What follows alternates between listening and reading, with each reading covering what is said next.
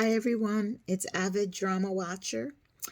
I am going to talk about a Korean drama today. I know you guys been waiting. Let me see. Korean drama that I want to talk about is called Jekyll. It's called HYDE, Jekyll, and Me. There's no me, no and me. It's called HYDE, Jekyll, Me. HYDE, comma, Jekyll, comma, Me. Um, this is an oldie. And when I say oldie, it's not that old, but it's like several years. It's 2015. And one of my favorite Korean actors, Hyun Bin, um, he is so dreamy. But let me tell you, Korean men have like what do you call it? The Clark Kent effect. So you know how Superman had one persona in look, right? Sleek. And then Clark Kent does his hair a little differently and puts the glasses on, and people think he's a totally different person. But what Korean men do is if they show the forehead, they got one look going. But if they do the bang, they look like who's that dude? Was that the same dude from this morning? So the work look and the casual look is like totally, you would think you're dealing with two different people. And the only reason why I even mention that is because this storyline has to do with Hyun Bin, his character. He actually plays two personalities.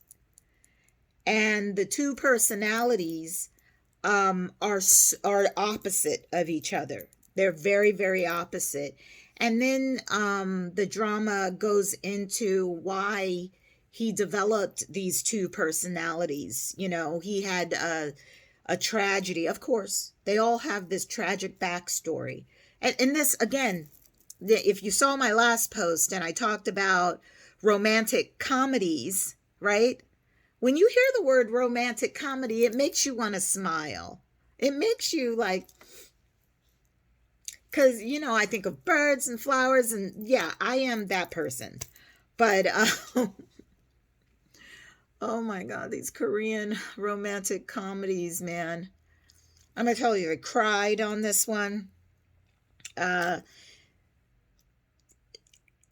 and the drama forces you into a moral dilemma because there is a love story there, but the person that this woman falls in love with one of his personalities, and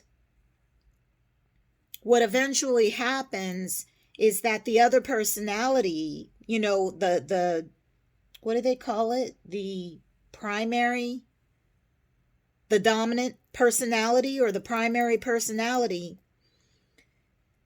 is slowly changing throughout the series, right? It's a 20 episode series. And it's beautifully written, but it does put you in that moral dilemma to start to think about the two personalities. And what was interesting is the one personality would come out from time to time, but had disappeared for 5 years. And then because of this incident came out, and that was like in episode 1. And then, you know, starts to fall in love with the lead actress and vice versa.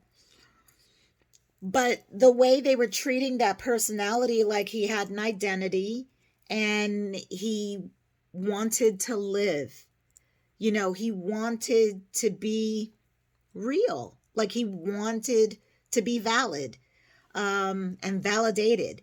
It got dicey for me because I'm like, oh my God.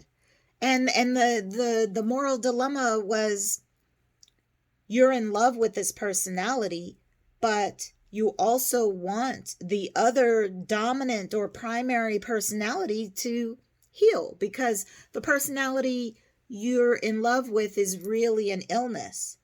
It's defined as an illness. Whenever someone, I think they had uh, uh, dual identity something, but it's multiple personalities. Like, that is not healthy for humans. We do go on about our lives with one identity, but to be honest with you, I think we all kind of carry multiple identities. You know, there's identities that we need to muster strength. There's identities that we need to show compassion. And there's identities that we put on to go party and have fun. I mean, we're always putting on different faces for different things. But underneath, I guess you always get back to the core of who you are. And in this case, the one, what makes, I don't, they said something in the drama about what makes up an identity or a person is their memories. And the one that they didn't have memories of each other.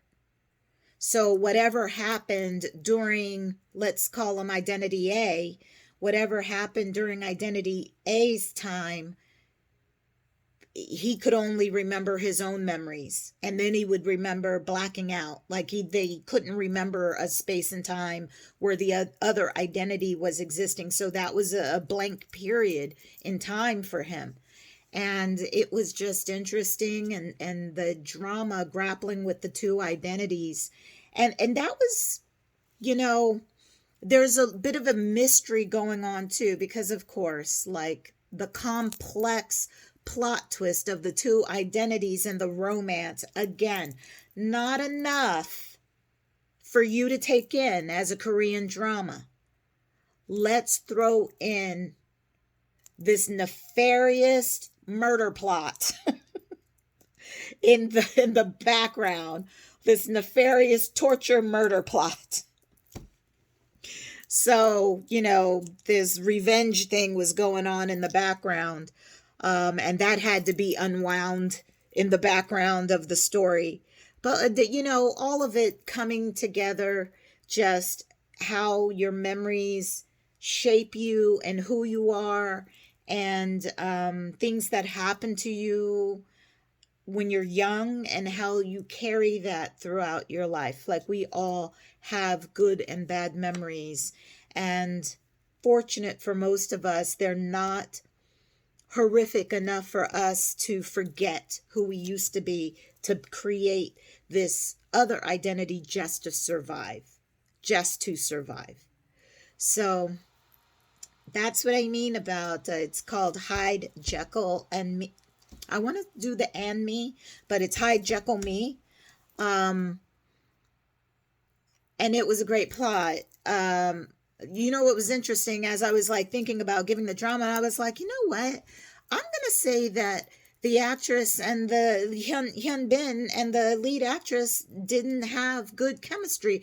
But what it was, when I really thought about it, she had good chemistry with the one identity. And the other chemistry with the other identity was supposed to be tense. Like, she wasn't supposed to be in love with this other, his identity A. She was in love with identity B. So, if anything, I can't even say, oh, she didn't have chemistry with the lead actor. Well, Oscars all around. Because I think they accomplished what they were trying to accomplish with, no, you're right. She didn't have chemistry because she wasn't supposed to. So they succeeded. But the chemistry with identity B was very sweet and loving and painful, because she had the dilemma to kind of choose what the future was going to be. In the end, like, things just unfolded and choices were made. But this is one that I think you really, really enjoy. And you know what? I'm not a spring chicken. I'm up there. And I just now, in this stage of life, like, discovered my Korean, Chinese, Thailand dramas. I wish my mom had pulled me into this culture earlier so I could have been like eating popcorn, watching these dramas earlier and getting these life lessons. But no, but the the beauty of the now is that I get to go back and binge watch some really, really great dramas and great acting and great storylines. And this was one of them. So Hyun Bin has plenty of beautiful, great storylines, and he has the best chemistry with his actresses. Um, Crash Landing on You on Netflix, well, that is unfair because he married that actress in real life. They were married and now they have a little baby. That was released in 2021. They married in 2022. Um, yeah, that was I don't know, from the outside looking in it looks whirlwind, but the Hyun Bin is in his 40s, early 40s.